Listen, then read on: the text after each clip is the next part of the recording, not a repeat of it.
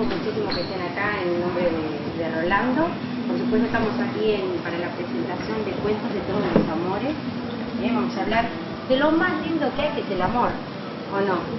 Estoy segura. Bueno, mi nombre es Daniela Rago. Les voy a contar brevemente cómo lo conocí a Rolando. Soy productora y conductora radial. Lo invité para el Día del Amigo, para hablar del amor entre los amigos. Si se puede hablar de amor entre amigos, ¿qué tipo de amor? Eso es lo que vamos a hablar hoy con Rolando. Como las películas, creo que cuando vamos a ver una película con alguien, que necesitamos a la salida ir a tomar el cafecito, hasta hay un capítulo, tenemos un café con Borges, es ese libro que uno necesita, como en una película, ir a charlarlo después. Cada capítulo merece ser vivido, charlado, sentido. Y aparte, el amor, señores, mientras que es correspondido, es una de las cosas más lindas que hay. Cuando se habla de desamor, hay que ver también qué pasa, que nos lo va a enseñar Rolando hoy. Sí. Prepárense que nos va a enseñar. Y también, como para seguir charlando con Rolando, que es el que sabe del tema, ustedes lo conocen a Rolando, yo sé que cada uno tiene una relación especial con él. Es canchero para escribir, es canchero, porque él se va desde los amores a través de las redes sociales, como a través de los mails, por ejemplo. Hay un amor, que yo le pondría el nombre de desubicado, que se enamora del GPS.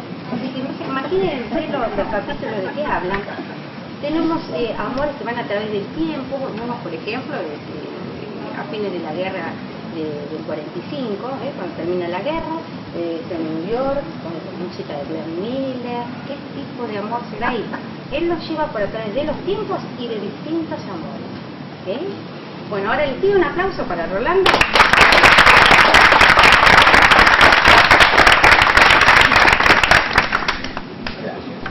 Bueno, Rolando, ¿nos contás, por favor, hablando del título, a qué nos referimos con amores? Bueno, yo pensé, estaba medio preocupado porque pensé que me ibas a preguntar qué es el amor. Y entonces ahí íbamos a necesitar Pero hice trampa, dije que iba a preguntar mucho más que el tiempo que disponemos. Porque nadie tiene, iba a decir una mala palabra que no voy a decir porque no corresponde, pero nadie tiene la menor idea de cómo se puede explicar ese fenómeno que une a las personas y por qué nos pasa eso. Pero vos empezás por lo del plural, por lo de los amores. Bueno, amores, un poco ya lo dijiste, ¿no? La verdad es que hay amores de distintos tipos y las clasificaciones son distintas, porque de distintos tipos puede ser, porque son en distintas edades, en distintos momentos de la vida, y no son iguales. No es lo mismo enamorarse a los 19 que enamorarse a los 50. Rolando, ¿puedo decir algo? Sí. Cuando iba entrando cada uno, ¿no íbamos catalogando entre nosotros dos qué tipo de amores tenían? Yo ya los tengo catalogados. ¿O no? Un amor tal, para vos porque no los conocés. Yo más o menos ya sé cuál es el tipo de amor que cada uno. Y además en esta época, como dice el prólogo, en esta época se da una cosa que probablemente no se dio nunca en la historia, que es que una persona de 60 años puede estar enamorada al mismo tiempo que su hijo de 40 y su nieto de 20. Y los tres pueden estar enamorados al mismo tiempo. Es deseable que no sea con la misma persona o de la misma persona. Eso es un buen tema para un cuento. Redes sociales. El capítulo de Pokémon Go. Sí, no llegué a eso, no llegué. Mira. Porque esto, imagínense que un tipo esté chateando, un tipo de 60 chateando, y resulta que finalmente descubre que está chateando con la misma mujer que el hijo de 40 o que el nieto de 20. Esto sería uno de esos tipos de amores, porque tipo de amor hay mucho. Hay amor erótico, hay amor de amistad, amor pedagógico, es el amor que se establece entre el maestro y el alumno, amor de tutoría. Hay un cuento ahí que se llama El tío Víctor, que es un homenaje a alguien que fue un amigo mío y además de amigo fue tutor en un momento de mi vida en que me venía muy bien que alguien un poco mayor me orientara en algunas cosas y me hiciera ampliar un poco el horizonte que yo tenía en ese momento. Y dio en un momento de un momento muy especial, aparece una persona muy especial. Bueno, esto es un misterio. O sea, ¿por qué pasan esas cosas? Muy difícil de explicar, ¿no? O sea, ¿por qué en un momento justo aparece una persona justo, que es lo que yo necesitaba para no irme al demonio? Porque la verdad era eso. Entonces, bueno, ese es otro tipo de amor, ¿no? El amor de un tutor, de una persona que no es ni el padre, ni el hermano, ni un profesor, no es un pariente, pero es una persona que la vida te pone en el camino, y que también están las personas que la vida te pone en el camino como si fueran un adoquín con el cual te tropezás y te vas al demonio. Eso también pasa, ¿no? Por eso yo creo que hablábamos de los amores, porque el amor tiene distintas caras. Yo por eso le preguntaba a ellos, cuando uno habla del amor erótico, o sea, este es el primero que piensa, pero cuando hablamos de la amistad estamos hablando de otro tipo de amor. No, ¿es el amor incondicional? Vos tenés muchos amigos acá, debe ser incondicional. A ver. Primero, voy a terminar la galletita.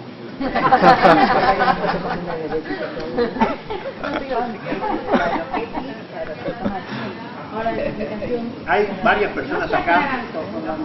No, pero la pregunta era para atragantar. La idea es una excusa para hacer tiempo. Hay personas acá que conozco de casi toda la vida y que rozan la incondicionalidad. ¿Me explico? Rozan la incondicionalidad. Casi llegan. Pero la verdad, la idea que yo tengo en términos generales es que el único amor que se parece más a algo incondicional es el de una mamá con su bebé recién nacido. Ahí hay incondicionalidad. Es decir, no hay más remedio que la incondicionalidad. De ahí para adelante, cada vez más o cada vez menos, según como lo miremos, las relaciones entre las personas son intercambios, y esos intercambios tienden a ser simétricos. Y muchos de los problemas que tienen las parejas, por ejemplo, hablando del amor erótico, sí, es que sin darse cuenta entran en un sistema de intercambio no simétrico, en el sentido de que, para decirlo en términos comerciales, uno de los dos siente que pone 80 y el otro siente que pone 20. Y esto, por eso esa famosa frase que aparece en los calendarios y para San Valentín y todo eso. Rolando, esa es una etapa también del matrimonio. Es una etapa de la vida. Está mi marido, estamos en un 80 y un 20. ¿Sí? Sí. Bueno, se arreglan después, no lo van a dirimir ahora, ¿no? En ese momento un reclamo que tiene uno en general. Uno tiene un reclamo. ¿Para qué lado, no? ¿Para qué lado es el 80? Yo creo que lo pongo yo, lo 80. Si es por reclamos, tenemos tantos reclamos. Los seres humanos nos pasamos reclamando. El asunto es si el otro al que le reclamamos está dispuesto, puede, quiere o sabe acceder a nuestros reclamos. Y ahí es donde nos confundimos muchas veces y le pedimos peras al olmo y nos enojamos. Es como pretender ir a comprar fiambre a la ferretería y el ferretero dice, no, yo no vendo fiambre, yo vendo tornillos.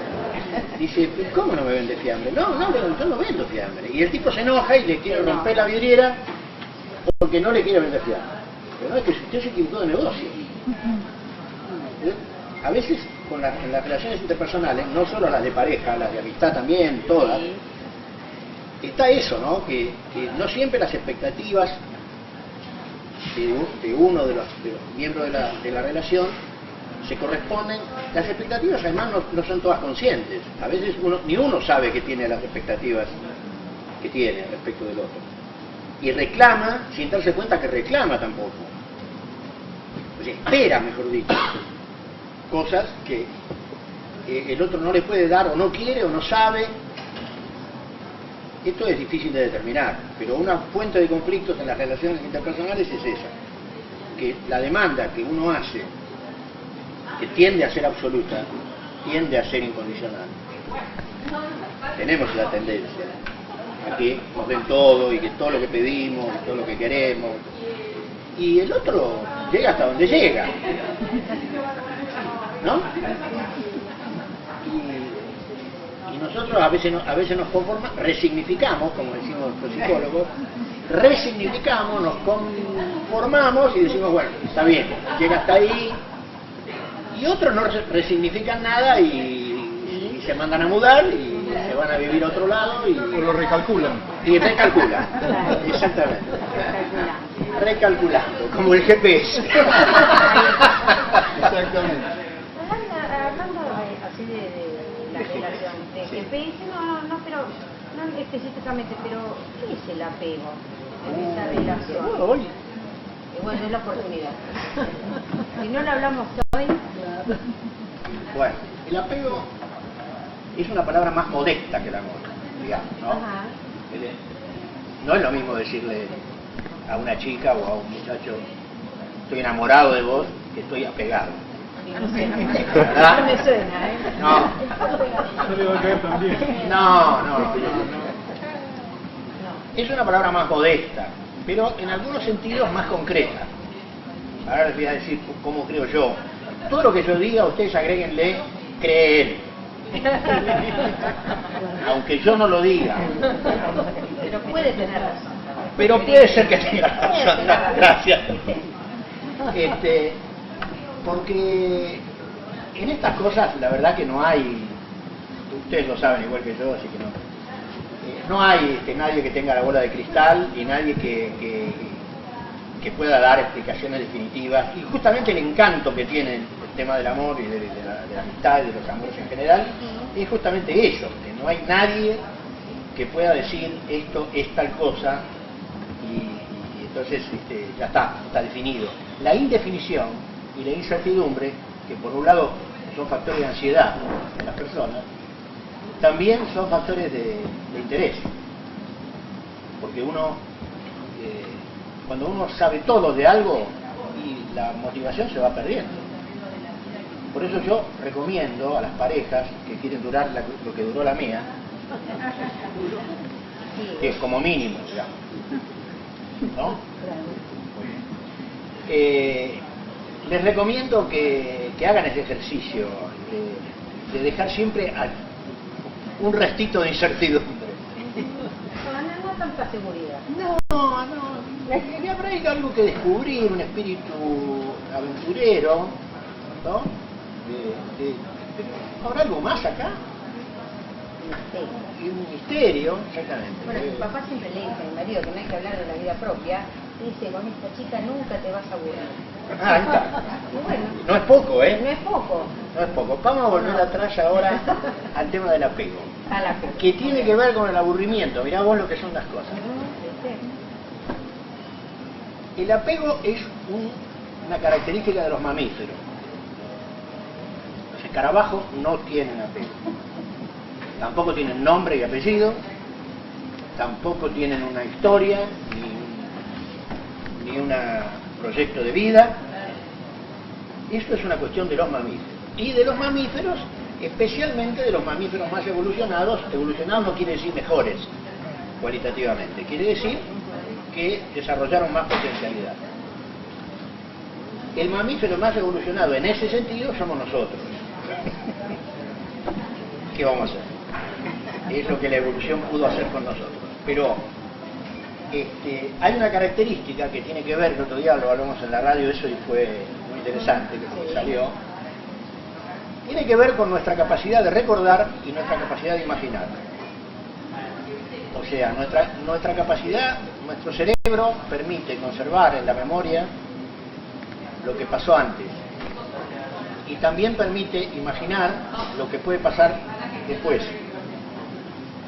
Esto nos permite tener una historia y nos permite construir una historia con otras personas. Pues si nosotros viviéramos al día y no supiéramos qué pasó ayer ni qué va a pasar mañana, no tendríamos historia y no tendríamos apego, porque cada día yo descubriría que ¿quién es esta persona? ¿Qué hace acá vos? Yo me despierto a la mañana ¿Y esta quién es?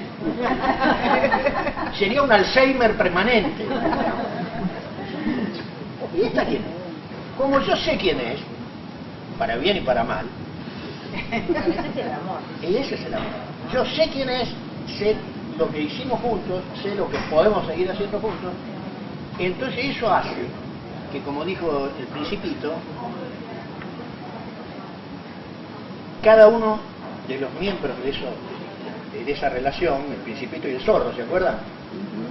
Cada uno de los miembros de esa relación ha considerado al otro único en el mundo. El Principito, no sé si se acuerdan, le dice al zorro: a partir de ahora, tú no serás solo un zorro cualquiera, serás mi zorro. Y yo no seré un niño cualquiera, seré tu niño. Esto solo lo podemos hacer los humanos. Y eso es el apego. Es el deseo que se va desarrollando porque tenemos esa posibilidad cerebral, digamos, de mantener en el recuerdo lo que es nuestro vínculo con esa persona, que es, en cierto modo, Borges tiene una frase muy linda, bueno, tiene muchas, Tiene ¿no? muchas, sí. A ver. Si nos ponemos con Borges, nos podemos pasar toda la noche acá, pero Borges tiene una frase muy linda que es: he cometido un acto irreparable, he construido un vínculo. O sea, es irreparable, también para bien y para mal. Eso también, aunque yo no lo diga, ustedes agreguen en su cabeza para bien y para mal, porque ninguna de estas cosas tiene valoración moral de todo esto que estoy diciendo. Uno con todo esto la puede pasar como la mona o la puede pasar en el paraíso terrenal. Depende de lo que sea capaz uno de construir. Rolando, ¿y por ejemplo un apego exagerado? Tenemos una tendencia. Claro, por eso. ¿No? Bueno, vamos a los griegos, Sí. que a vos te gustan los griegos, y a mí también. En el templo de Apolo, en Delfos, hay un cartel que dice: nada en exceso. Ese era el lema de Apolo, que era el dios del orden, de la simetría, de la ley, de la armonía. Ese es el lema que está ahí en el templo, es nada en exceso. Cuando uno dice nada en exceso, piensa en cosas malas. Pero los griegos decían: nada en exceso, ni las cosas buenas. Por ejemplo, el amor. El amor, todos coincidimos en que es una cosa buena. ¿Es correspondiente?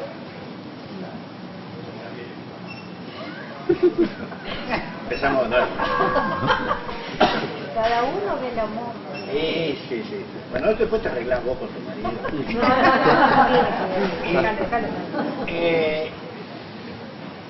El amor, nadie tiene duda. Uno dice la palabra amor en cualquier idioma: I love you, yo te amo, je t'aime, lo que sea, y suena bien, digamos. ¿Quién va a decir que eso es algo malo? Sin embargo, también puede haber exceso de amor, y en las conductas concretas de las personas, no en lo ideal abstracto, en las conductas concretas de las personas, un exceso de amor puede sofocar al otro, puede arruinarle la vida al otro. ¿Por qué? Porque viene con lo anterior, el exceso de expectativas. Si yo le doy todo a una persona, espero todo de ella también. Y hay que ver si el otro puede, o quiere, o sabe darme todo. Entonces, esto tiene que ver con la idolatría también, que vos me preguntaste en la radio, creo. Sí, pero Sí. después vamos a dirigir ahora. Sí, Esta, todo. pero también me encantó. ¿Cuál fue? ¿Uno solo? No, pero porque hay varones que les va a gustar. Hay varones que les va a gustar, A bueno, las dale. mujeres también, pero...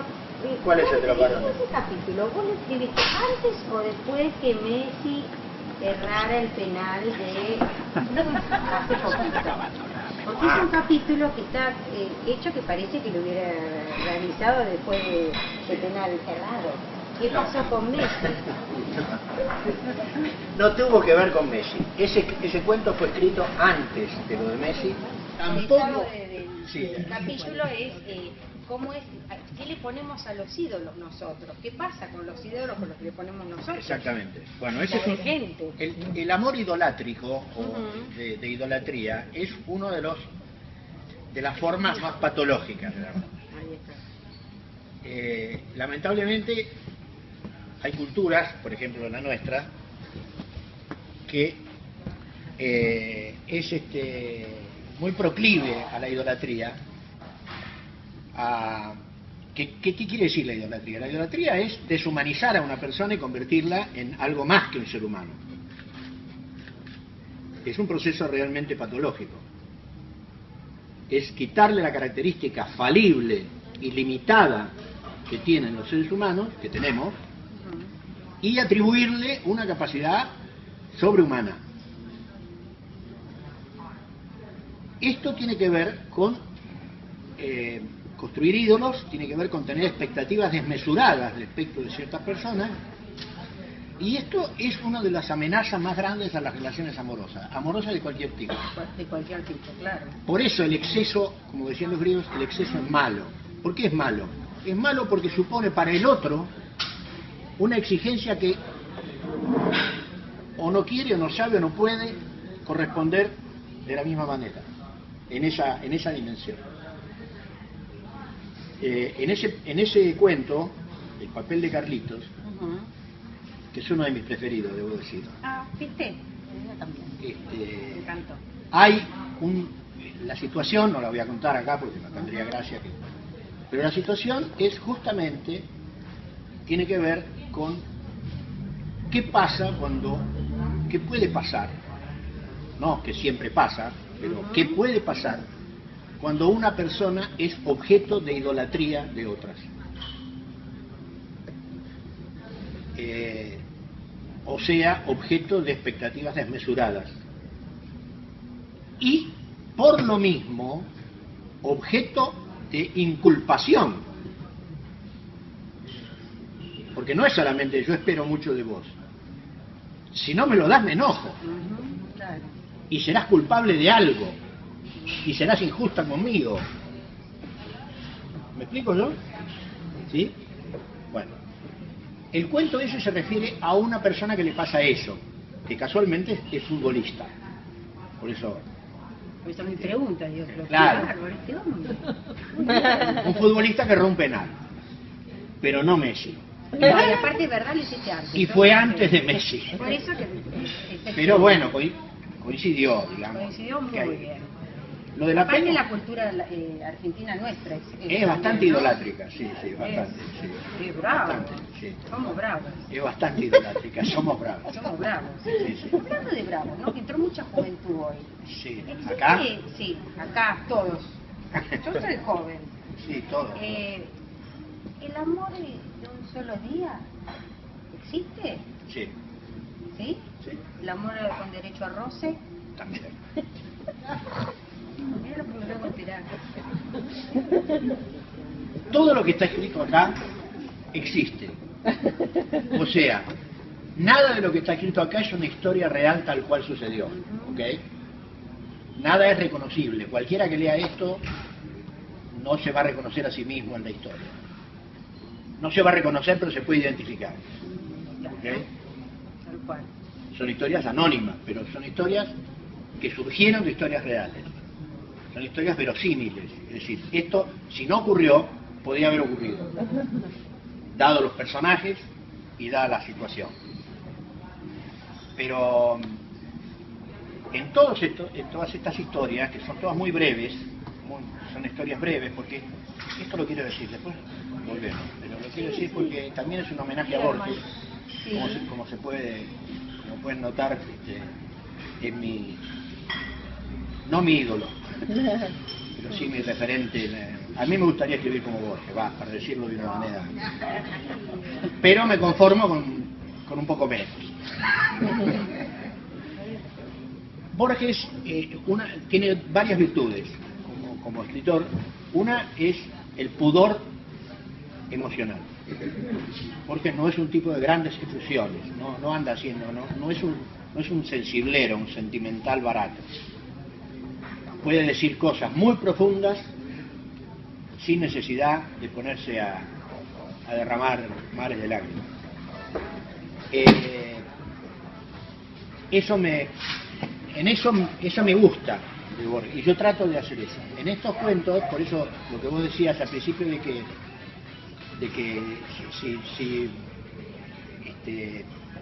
que vale la pena volver sobre el cuento, ¿no? En algún momento charlarlo, releerlo. Sí, porque hay mucha cosa concentrada en pocas palabras, y eso me gusta de Borges y me gusta de mí. Yo trato de escribir así. Si se puede contar una historia en 20 palabras, no voy a usar 200. También porque es lo que me gusta a mí leer. A mí me gusta leer esas cosas, hoy por hoy. Cuando era más joven me bancaba a Tolstoy y a Balzac, pero 300 o 400 páginas de novela, hoy no me como. Entonces yo pienso, escribo como me gustaría leer, lo que a mí me gustaría leer, en el estilo, o sea, pocas palabras, economía de medios para llegar al fondo. No sé si... Hablando, ya que hablas de escribir, ¿qué pasa cuando escribimos? Cada aprieto.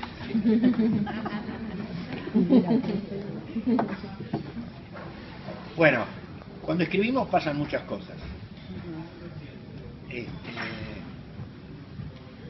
Hay una frase muy linda de una periodista y escritora argentina que vos por ahí conocés, Cecilia Psá, que dice: escribir es difícil y a menudo duele, pero cada minuto que paso en eso es un minuto de felicidad. La verdad, yo suscribo, puedo poner ahí mi firma. No es un jueguito intrascendente, pero hace muy feliz. ¿Y por qué hace feliz? Yo creo que por la misma razón que hacen felices las artes en general, ¿no? La expresión artística. La expresión artística nos permite a las personas, a los seres humanos, a estos mamíferos apegados que somos, apegados y desapegados a veces. Y desapegados. Claro. Las artes nos permiten expandir nuestra vida, nos permiten no aburrirnos con nuestra vida corriente, con la vida que tenemos. Me lavo los dientes, me ducho, voy a trabajar, vengo, como, y después a la noche me voy a dormir y a la mañana ¿qué permite el arte y la literatura en particular? Permite que uno viva muchas vidas y no solo la que le tocó en carne y hueso. Ese es el libro. Sí. Tiene muchas vidas. Muchas vidas, muchos amores. Lo mismo pasa con el cine, lo mismo pasa con el teatro, lo mismo pasa con la ópera. Uno va y se pone en contacto con otras vidas, otros modos de vivir la vida, y la vida de uno se expande. Y aparte de eso, vos me decís, ¿qué pasa cuando uno escribe? A mí lo que me pasa, digo, siempre agregando el condicional ese de que puede ser que a otra gente no le pase, a mí lo que me pasa cuando escribo es que siento que es una actividad sanadora. A mí me hace bien, digamos. Uno va elaborando a través de la escritura. Va elaborando, pero aunque no elabore, te diría, es casi como un exorcismo, ¿no? Uno saca sus demonios. Bueno, demonios para los griegos era espíritu, así que no tiene una connotación mala. Sí, infernal. Bueno, ¿te acuerdas que hablábamos en la entrevista que, bueno, por aquí estaban los diarios, el diario íntimo? El diario íntimo, exactamente. El diario íntimo, uno escribía, uno iba descargando ahí. Perder la llave, ¿no? Para que nadie lo lea. Exactamente, iba poniéndose. Y después esto de que lo mismo, en ese sentido, ahí hago una conexión con la psicoterapia. La psicoterapia funciona también de una manera similar, digamos. Por eso hay toda una tendencia en la psicoterapia moderna que es la psicoterapia narrativa, que considera el proceso terapéutico como una narrativa construida de a dos, sobre la base de las narrativas de ambos. ¿Se entiende? Porque cuando se encuentran un paciente y un terapeuta, Sí. ambos vienen con su narrativa vital, no uno solo. Y construyen en común, lo sepan o no, una nueva narrativa. Y ahí hay un punto de confluencia, que fue justamente el punto de confluencia que a mí me movió en su momento, cuando publiqué el otro libro, La paciente impaciente. La paciente impaciente. Es lo que me movió a mí a decir, ¿por qué no, si esto que yo hago en mi trabajo es narrar y escuchar narraciones y construir narraciones compartidas, ¿por qué no escribirlas? ¿Por qué no hacer de eso literatura? Movido o motivado por un autor que estimo muchísimo, que fue también como el Víctor del cuento, una persona que cayó en el momento justo, en el lugar justo, Irving Yalom, un psiquiatra que es a esta altura ya, no sé qué título tiene, Marcela, este tipo, no sé, jefe de los psiquiatras de Estados Unidos debe ser, más o menos. Bueno, por lo menos de Stanford seguro. ¿Qué fue a partir de la lectura de él, de sus obras, sobre todo de El día que Nietzsche lloró, que es una novela que recomiendo muy especialmente a quienes no la hayan leído, y de otro libro de él muy lindo que se llama Psicología y Literatura, donde él plantea estas cosas, de las que yo lo dice mucho mejor que lo que lo estoy diciendo yo, pero a mí me inspiró mucho la lectura de Irving Yalom, porque me hizo pensar tanto la literatura como la psicoterapia desde otro ángulo. Siempre ángulos enriquecedores, ¿no? Yo estoy en no quiero hablar de mí, la verdad, pero vale la pena hacer esta aclaración. Estoy en una etapa en la que no me interesa polemizar con nadie, ni plantear que va a haber quien tiene razón, ni las polémicas sobre si esto es literatura, si esto no es, si es un cuento, es un relato, es un mini no sé qué, y la terapia es el psicoanálisis, no es el psicoanálisis. A mí me parece que cada uno tiene que encontrar lo que le sirve, y si podemos mezclar y hacer con esa mezcla algo más sabroso, como uno hace con la licuadora, mejor. Bueno, de eso se trata, digo nuevamente, este libro, porque te habla de distintos amores, de distintas relaciones. Hay parejas que duermen juntos, otros separados. Acá no está ni bien ni mal. O no es que toqué algún tema. No, mío no. No, mío tampoco. Bueno. Pero cada pareja es un mundo y cada amor es un mundo. Cada amor es un mundo. Está bien eso, ¿eh? ¿Vos nunca escribiste? No, leí lo tuyo.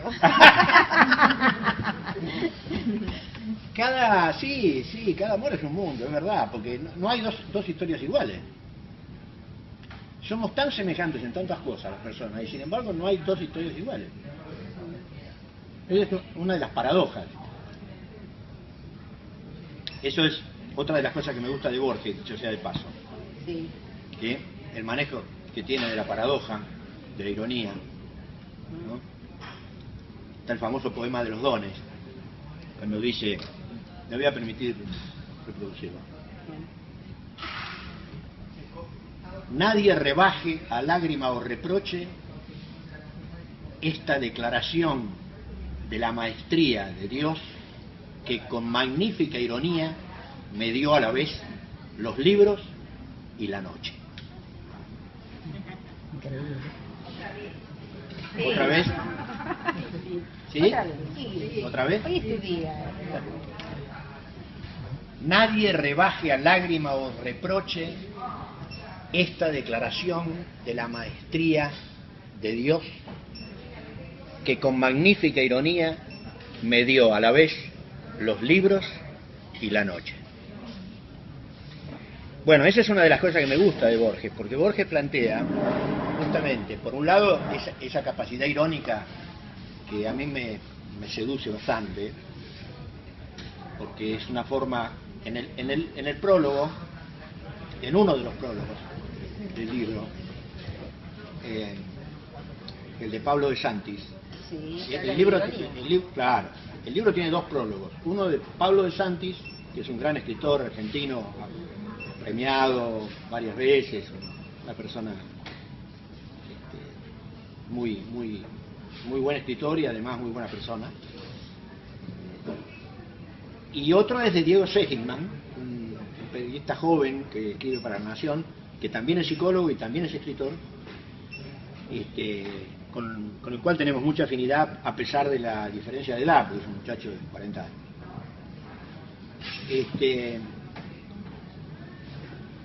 En el prólogo de Pablo de Santis, él habla de la ironía y dice que en este libro aparece mucho la ironía, y él la define así: es la distancia convertida en humor.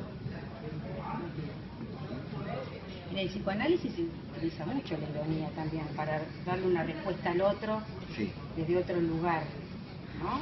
Sí, la ironía permite decir cosas que serían muy duras de decir si uno no la dijera irónicamente.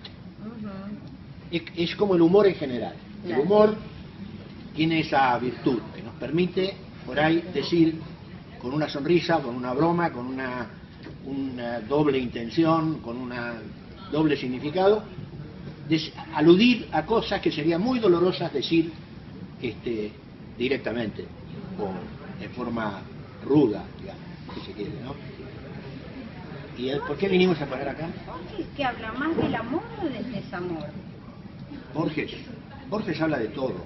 La verdad, yo creo que como era ciego, la ceguera, él lo dijo, ¿no? Pero digo, la ceguera le hizo ver tanto para adentro, que uno podía ver para afuera, que la verdad no hay tema, no hay cosa que no por el que no haya pasado y no haya dicho algo. Porque del amor erótico suena como que se sintió siempre rechazado. No tuvo mucha suerte con el amor erótico. No tuvo mucha suerte con el amor erótico. Él era muy amigable, tenía muchos amigos y muy buenos y muy duraderos. Bueno, Bioy Casares, que escribieron juntos. Ese sí tuvo amores, ¿eh? Bueno, sí, Bioy Casares era un picarón. Era un picarón. Pero bueno, cada uno con lo que puede. Borges tuvo sus amores, pero no le fue muy bien, no tuvo mucha suerte.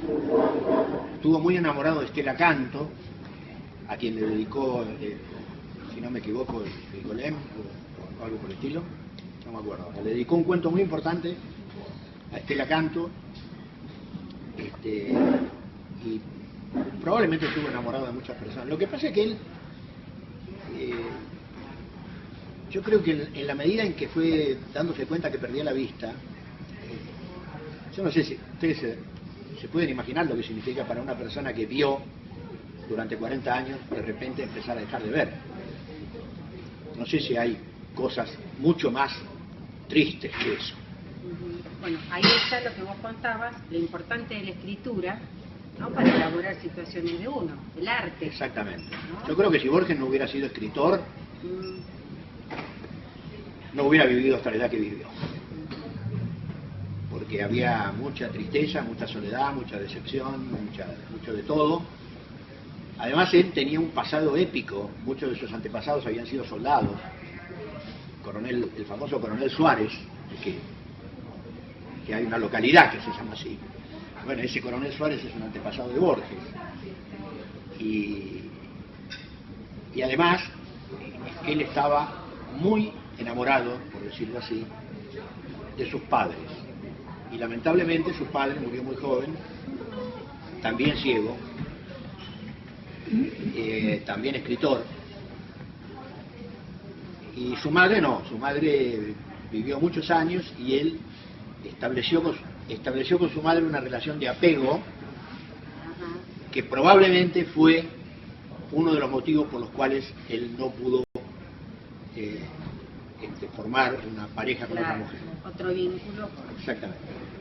La madre hasta le dictaba los finales de los cuentos. Hay un cuento que se llama La intrusa. ¿Le dictaba los finales de los cuentos? Sí, él le preguntaba. ¿Cerraba las historias? Sí. No siempre, ¿eh? Mirá la madre. La madre, bueno. La madre, ¿Qué madre? La madre que lo parió. Por favor.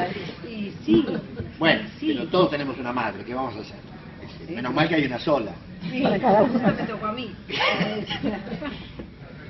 Cuando estaba escribiendo el cuento La intrusa, no sé si alguien se lo acuerda, dice que él mismo cuenta, no sé si era verdad, porque con Borges nunca se sabe si era verdad o no verdad lo que contaba, porque contaba cosas.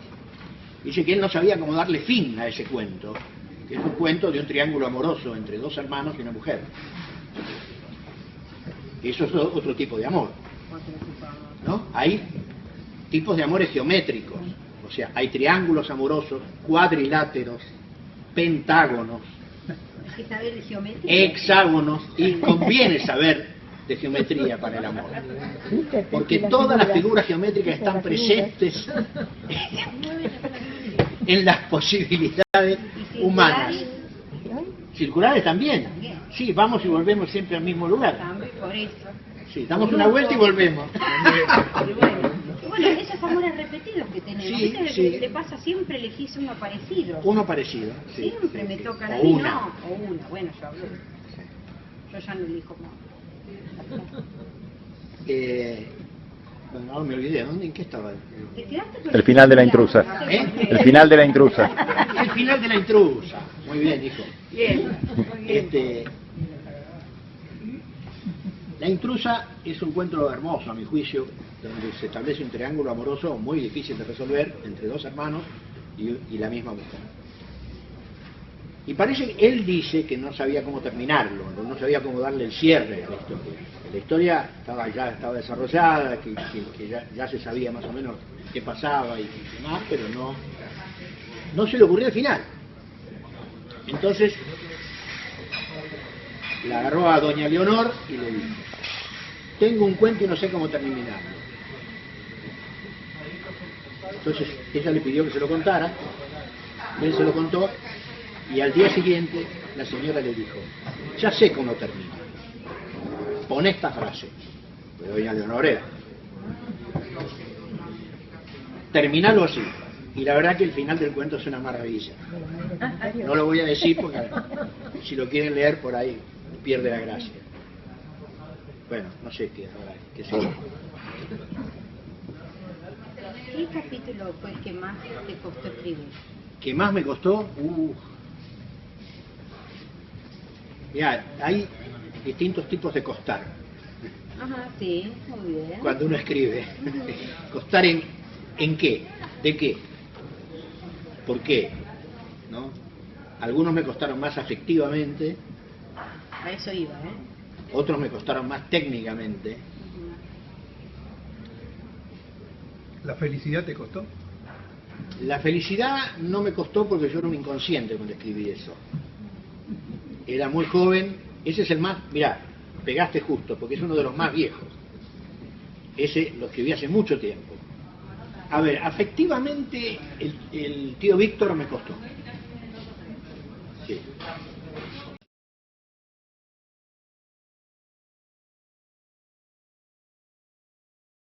Hot es porque la historia se desarrolla en un hotel al cual en el cartel de entrada se le borraron 2 letras por el viento, la lluvia y no sé qué. Entonces al hotel le quedó hot, justo a pedir de boca para escribir un cuento. ¿No? ¿Qué vamos a hacer? Y en ese hotel la historia parte de una situación real. Todas las historias parten de situaciones, casi todas, situaciones reales. Que podrían ser tranquilamente reales. Tranquilamente, son verosímiles. No me gusta, una cosa que no me gusta, pero no digo que sea malo ni lo juzgo, no me gusta la fantasía por la fantasía. O sea, Está bien. yo fantaseo dentro de lo que la realidad me da. Modifico lo que vivo para poder convertirlo en literatura. Pero me gustan las historias de personas comunes.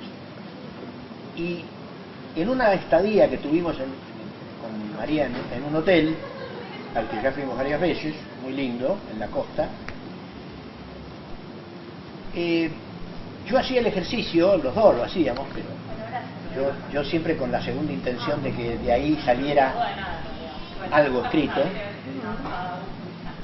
Empecé a observar a la gente en el comedor, en el salón comedor. Y es un hotel que tiene desayuno y cena. Y uno va conociendo a la gente, porque somos siempre los mismos los que estamos ahí durante varios días, ¿no? El desayuno no, porque el desayuno... Fantasías de cómo son, la relación, cómo se llevan, es la amante, no es la amante. Eso, sobre todo eso. Si es la amante o no es la amante, si el señor que está casado y está con su mujer y sus hijos le echa un vistazo a la adolescente sinuosa de la mesa de al lado. ¿Qué historia? Había una mesa, por ejemplo, ya lo van a ver si leen el cuento. Había una mesa donde había 4 mujeres, 2 de alrededor de 50 años y 2 muy jóvenes, casi adolescentes. Bueno, esa mesa de 4, solamente esa mesa, era para una novela, no para un cuento. Era para una novela. Así que imagínense mezclándola con la mesa de al lado, donde había un psicoanalista, que seguro era psicoanalista. Que seguro era él. No era yo. Mirando. No, es un psicoanalista que estaba con su esposa, Sí. a la cual, por supuesto no miraba, porque miraba para otro lado, pero había una... ¿Miraba la sinuosa? No, a la sinuosa la mirábamos todos. Pero... Confirmado. Era lo que No, sospechaba. lo que iba a decir es que creo que de ahí partió, ese fue el núcleo de donde partió el cuento, porque estaba muy cerca la mesa de nosotros y estaba este señor que era seguramente psicoanalista con su esposa o su pareja, digamos, ahí, y en la misma mesa se habían sentado una señora joven con un chiquito. Y se ve que los psicoanalistas emiten una especie de psicoferonomas que producen un atractivo inmediato y hacen que la gente se acerque a contar cosas. Esta señora o señorita que tenía un niño pequeño, empezó a contarle a este señor vida y milagros de ella y de su niño y de todo, y de que estaba sola porque el padre no se había hecho cargo y así todo tan mal no me salió, pero es muy inquieto, me parece que tiene un HTD no sé qué, porque en la escuela me dijeron que no prestaba atención. Sí. Entonces yo dije, pobre hombre, este tipo, me puse en lugar de él, digo, pobre tipo, ¿no? Viene acá en medio de la nada, el mar, la arena. Entonces, ¿qué pasó? Terminó rápidamente de cenar el psi con su esposa y se fueron, la dejaron pagando a la chica, pero la chica tenía el radar muy... Entonces cuando se le fue el psicoanalista, puso el radar en un señor que estaba solo con niños, volviéndose loco porque los niños se tiraban los panes, se disputaban la comida, salían correteando por ahí, molestaban a los mozos. Entonces el pobre hombre estaba, cuando todo parecía indicar que estas dos personas eran el uno para el otro, porque una era una señora sola con un niño y el otro era un señor solo con 2 niños, yo pensé, estos dos se juntan y crían a los 3. Digo, fantaseando. Qué visión positiva de la vida. Claro, sí, yo tengo una posición positiva, a pesar de todo. No me privo de ver las zonas oscuras de las cosas, pero creo que al fin y al cabo, si llegamos hasta acá, debe ser que hacemos las cosas más o menos bien, ¿no? No, yo daba por las características, ¿no?, de esta señora. Bueno, la señora estaba deseosa de que un señor la ayudara a criar a ese chico. Me parecía a mí, ¿no? Todo esto es lo que yo me imaginé. Y el señor estaba deseoso de que una señora lo ayudara a controlar a esos chicos mientras él comía, porque el pobre no podía ni comer. Entonces yo digo, si estos dos se juntan, crían a los 3, controlan a los 3 y comen, aunque sea por turno. Pues no. ¿Qué pasó? Pasó que entró, el señor tenía señora, pero se había quedado en la habitación preparándose. De modo que cuando entra la señora, la chica del radar le dio un bajón. Yo creo que ella se dio cuenta que, bueno, por ese lado no había más nada que hacer y cambió el radar para otro lado. El señor, muy contento de que haya llegado su compañera de crianza, de esos demonios que tenía ahí en la mesa, empezó a mirar a la sinuosa. Porque el señor ya le había echado el ojo a la sinuosa. Pero, como estaba enloquecido con esos chicos, no le daba para todo. Entonces sí, me salvé. Llegó la señora, que la señora se ocupe de los chicos. Y yo de la sinuosa. Y yo de la sinuosa. Pero no. Pero no. Ese por eso me costó mucho. No, hablando de técnica, ¿no? Era muy difícil técnicamente que esto resultara un relato coherente y que no se perdiera en... Son muchas historias que se van reencontrando. Claro, pero no hay una trama. O sea, a mí lo que me costaba, entonces encontré un recurso técnico que creo bastante válido, luego cuando lo lean verán, un recurso técnico para que esto no resultara un caos. Porque no había una trama, ¿no?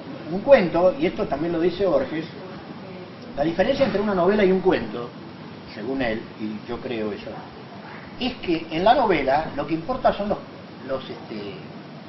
caracteres de los personajes. Se va delineando a medida que avanza la novela las características del personaje. Cuando termina la novela uno ya lo conoce como si hubiera vivido con él, digamos, como si hubiera, efectivamente cuando leyó, lo vivió con él a lo largo de 200 o 300 páginas. En el cuento lo que importa es lo que pasa, lo que importa es la trama, el hecho, el desencadenante. No hay tiempo ni espacio para desarrollar a fondo toda la historia del personaje. Entonces, a mí, cuando escribí este cuento, Hot, me hizo divertir, por un lado, bastante el cuento, pero me costaba mucho técnicamente que presentarlo como una historia, porque parecía como una cosa muy suelta, muy desarticulada, y le encontré una vuelta, pero técnicamente diría que es el que más me costó. Pero perdóname, ¿le enganchó a la sinuosa o no? Viejo. Hay que comprar el libro. Claro. Sí. Puedes darle tu propia respuesta, tu propio final, como hacía la mamá de vos. Ponele tu final. Claro, ponele tu final que te va... Como doña Leonor. Este libro que uno se va a sentir identificado en uno, en varios capítulos, es tal cual lo que dice. ¿Quién no ha entrado a subir al colectivo y no te haces historia cuando tienes un viaje largo? De cada uno que sube y dice, este va a ir a tal lado, este está cansado, Bueno, es lo mismo que en un hotel cuando estás cenando. Sí, O sea, que cada uno nos vamos a sentir identificados en cada capítulo de distinta manera. Y en el que no, habrá que ver qué negación está jugando en nosotros para no. Tomá, y ahí te interpretó la compañera. Y bueno, pero entonces Si no la ves es porque te estás negando. ahí está, caramba. Aguantátela. Aguantate la interpretación. Si no la ves porque te haces el gil. Sí.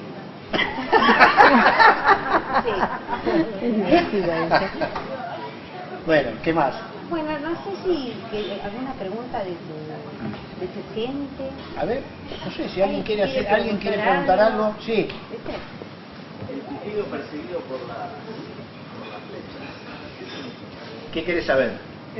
La tapa. ¿Qué significa? Las flechas son una muerte. La flecha que persiguen a Cupido. Bueno, en primer lugar debo decir que esta no fue una decisión mía, esto es obra de la editorial. O sea, salvo lo que está escrito adentro, todo lo demás le corresponde a la editorial. A mí me encanta el diseño, me encanta la tapa, me encanta el color, me encanta todo. La verdad que han hecho un trabajo, o sea, aprovecho para tirarle unas flores a la gente de la editorial porque realmente Está muy bueno, muy atractivo además, ¿no? En términos de ventas, yo creo que si uno lo ve en una librería, lo compra. Después por ahí se decepciona y...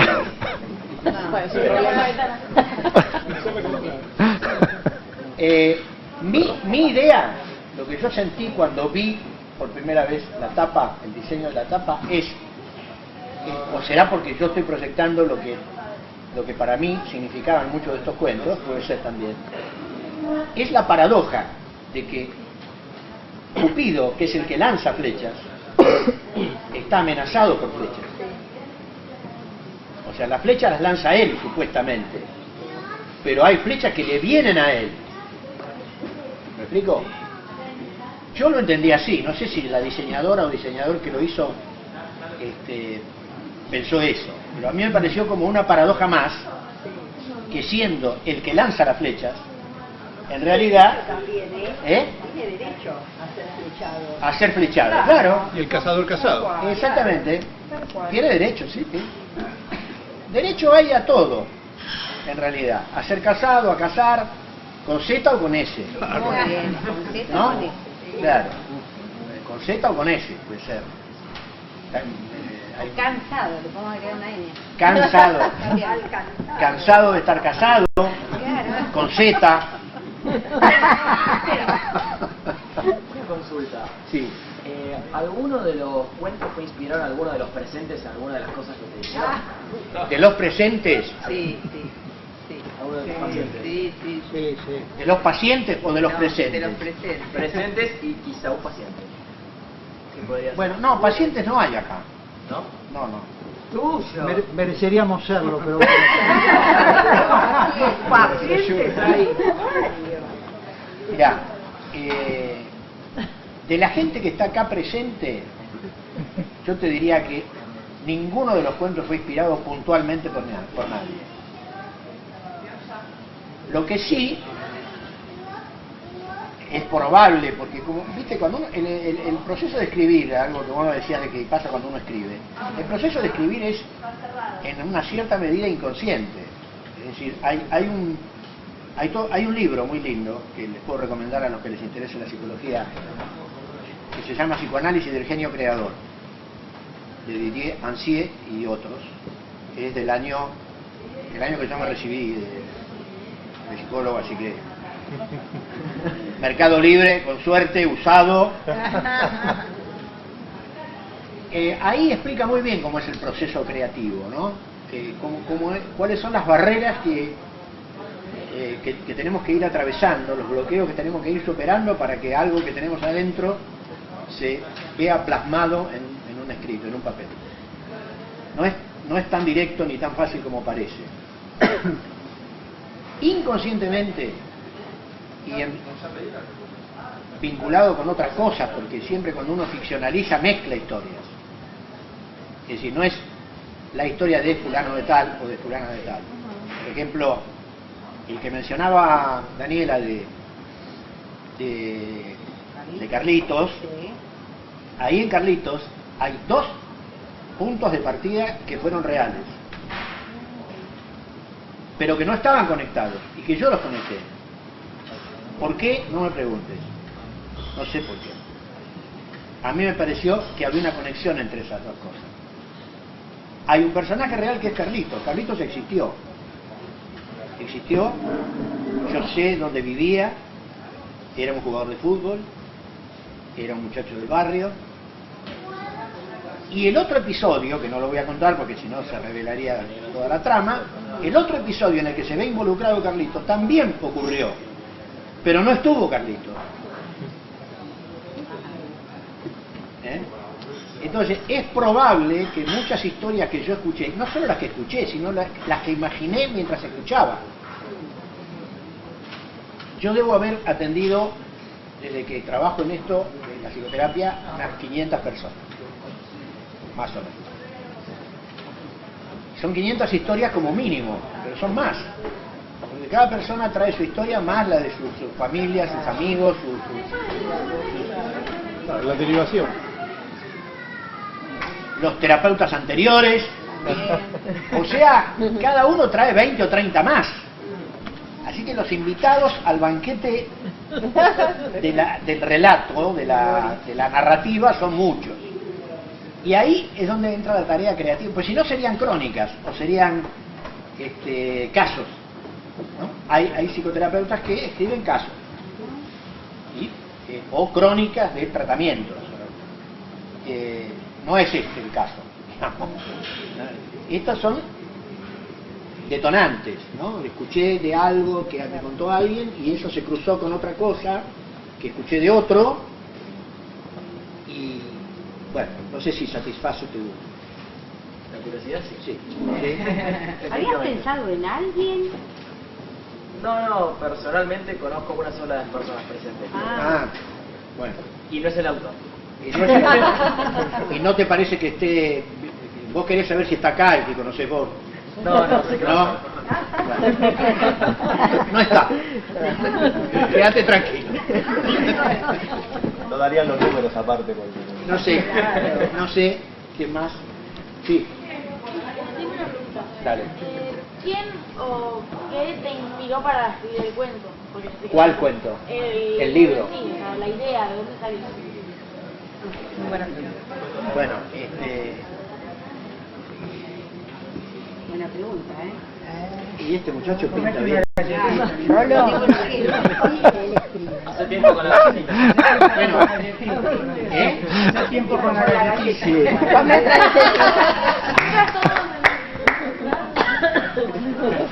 Hablás poco, pero cuando hablás... ¿Puedo aportar algo mientras pensás la respuesta? Sí, dale. Tenemos más de 60 años de amistad con Rolando, ¿no? Y conversamos bastante seguido. Y cuando terminamos de conversar, yo le digo a mi señora, con todo lo que dijo está preparando el próximo libro. Porque hay un detalle en una de los prólogos, en que el autor dice que una de las características de Rolando es que es una buena oreja, que era un poco lo que estaban conversando ahora. Y es eso, es una muy buena oreja, y bueno, es una fuente de inspiración para las historias. Ahora sí, ¿lo pensaste? Sí. Gracias por el...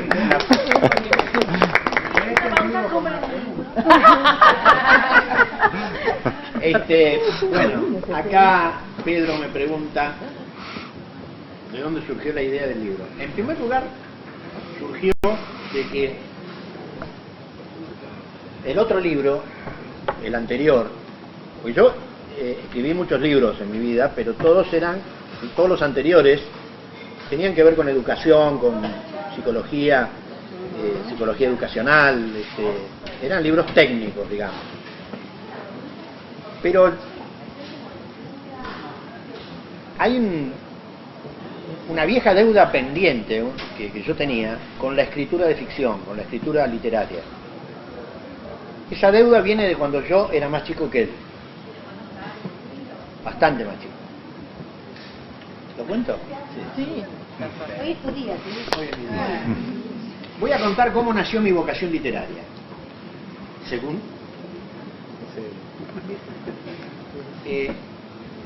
resulta que yo tenía 9 años y hablando del amor, uno de mis seres más queridos era mi abuelo, que vivía con nosotros en nuestra casa. El abuelo, un típico inmigrante italiano, analfabeto, pero con mucha sensibilidad, músico, cantante, todo oreja, hablando de oreja, que me alentaba mucho, me veía como condiciones para que pudiera emerger un poco mejor que el tumulto que me rodeaba. No voy a entrar en detalle de lo que era mi familia porque es de mal gusto, pero digamos, él creía que yo tenía pasta para emerger de ahí victoriosamente. Entonces me decía, voy a decirlo como lo decía él, en el idioma que lo decía él, y después se lo traduzco para los que no entiendan italiano. ¿Cómo Él decía, cuando me veía con un libro, una revista o cualquier cosa leyendo, decía, legge, legge, piccinino, che così non sarai mai povero. Capisci?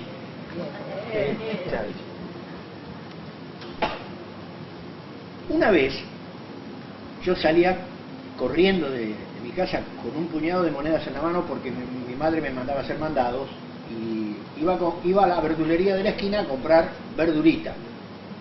No sé, acá los que somos más o menos contemporáneos saben que se compraba una cosa que se llamaba verdurita, que servía para hacer sopa. Era un puñado de hierbas, de perejil, de apio, de Puerros. puerro. Te digo, ahora que estoy a dieta lo descubrí. Muy bien. Sí, Entonces yo salí corriendo para ir a la verdulería y mi abuelo estaba sentado en el escalón de mi casa, como se acostumbraba en esa época, sentado tomando el fresco ahí.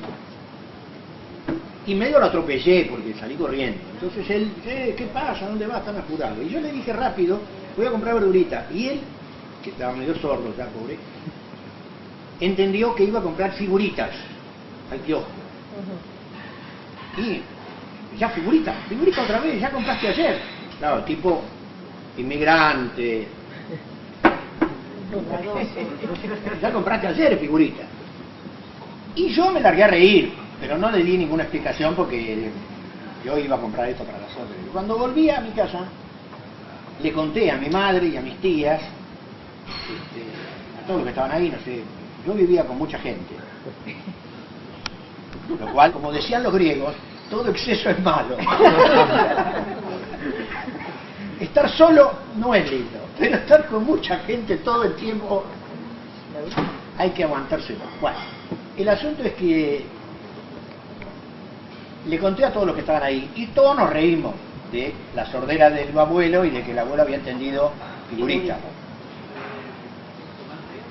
Por alguna razón, a mí me quedó esa historia más grabada que por ahí si le hubiera ocurrido a otro chico. No sé, creo que había como una cierta predisposición que uno tiene para recordar ciertos episodios más que otras personas. A mí me quedó en la cabeza esto, porque además fue divertido. Entonces, como nos reímos, en mi casa tampoco había mucha risa, había mucha gente pero no mucha risa. Y entonces digo, un momento de distensión y de risa, y dije, qué lindo. Y por una historia que conté yo. Este aquí, que 2 o 3 días después, en el colegio, piden composición tema libre. Que siempre era la vaca o alguna de esos personajes. Y yo se me ocurrió, también una cosa medio extraña,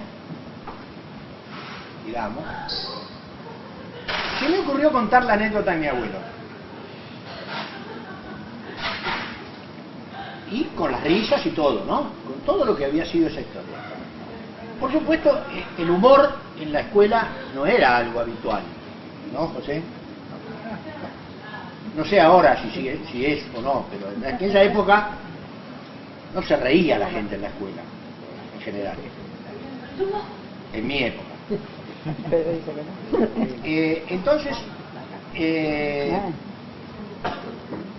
Pedro dice que ahora sí se ríen en la sí, escuela. se ríen de los maestros. Digo ahora. bastante triste. Bastante tristeza. Bueno, en aquella época no nos reíamos, ni de los maestros, ni de nosotros mismos, ni de los compañeros, ni de nadie. Entonces, esto provocó risa. La maestra se divirtió, la directora se divirtió con la historia, y además se divirtieron mis compañeras, porque yo estaba en un grado que tenía 10 varones y 20 mujeres. Entonces yo dije, acá está. Esta es mi vocación. Esta es mi vocación. Me divierto. Hago reír a las chicas. Todos me felicitan. Ahí nació la vocación literaria. Remota.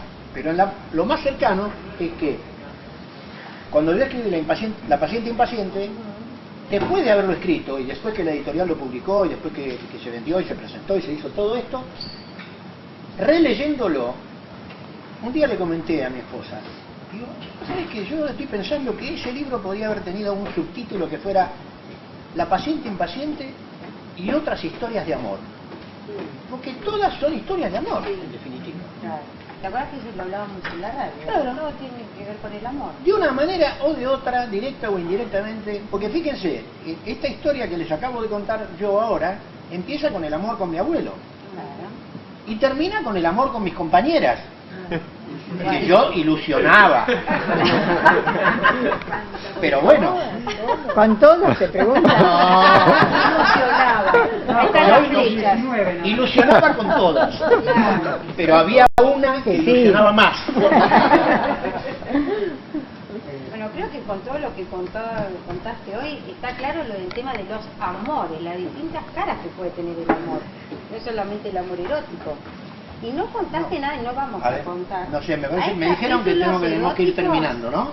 Hay capítulos eróticos dignos de leer. Sí, varias veces. sí, hay capítulos eróticos que Pedro no puede leer. Y hay capítulos eróticos porque el erotismo es una parte muy importante de la vida. Hay un libro muy lindo de Octavio Paz, un poeta mexicano, honor a México. Un poeta mexicano, premio Nobel, Picasso, el Borges mexicano le dicen. Hay un libro que se llama La llama doble, donde él analiza el papel del erotismo en la vida humana. Y la llama doble se refiere a la llama roja de la sexualidad, que es la primera que surge, y sobre esa se desarrolla la llama azul del amor. Yo creo que el erotismo, y ya terminamos, no te preocupes que el erotismo es una parte muy importante de la vida. No hace falta que yo se los diga, ustedes lo saben bien, pero digo, no solo es importante, sino que realmente creo que ha contribuido mucho. Ha sido una de las cosas que nos ha hecho humanos. Es decir, los animales no son eróticos, los animales procrean. Y nosotros, los seres humanos, que nos tratamos tan mal a veces, que nos consideramos como una especie de peste de la tierra, ¿no? Como si estuviéramos acá para hacer daño, para destrozar, para arruinar. La verdad, los seres humanos inventamos, transformamos la fuerza procreadora de la naturaleza en una pasión creadora, que es el erotismo. Nosotros somos capaces de hacer de la sexualidad una obra de arte. Y esto no lo puede hacer nadie más que los seres humanos. Entonces, es un invento típicamente humano y es una de las cosas que nos ha hecho humanos. Porque el erotismo tiene que ver con el apego, tiene que ver con que yo me acuerdo qué sentí cuando estaba con fulana o con fulano. No como la vaca con el toro o la oveja con el cordero. Si los seres humanos no hubiéramos inventado el erotismo, no sé qué hubiéramos hecho con nuestra angustia. Igual que si no hubiéramos pintado las paredes de las cavernas. Y ya está.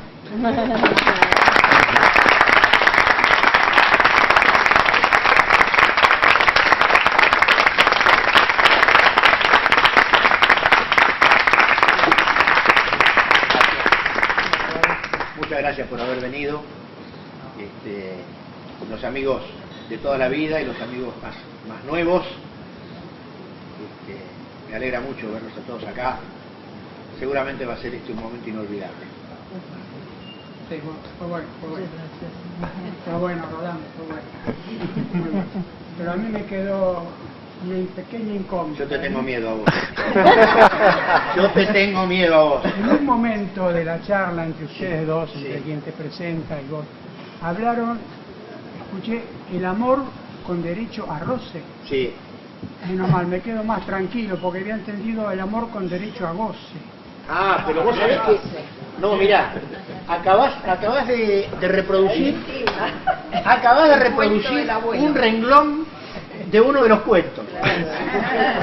Porque en uno de los cuentos hay, en ese cuento de Derecho a Roce, hay un momento en el cual se juega con ese doble sentido, roce o goce.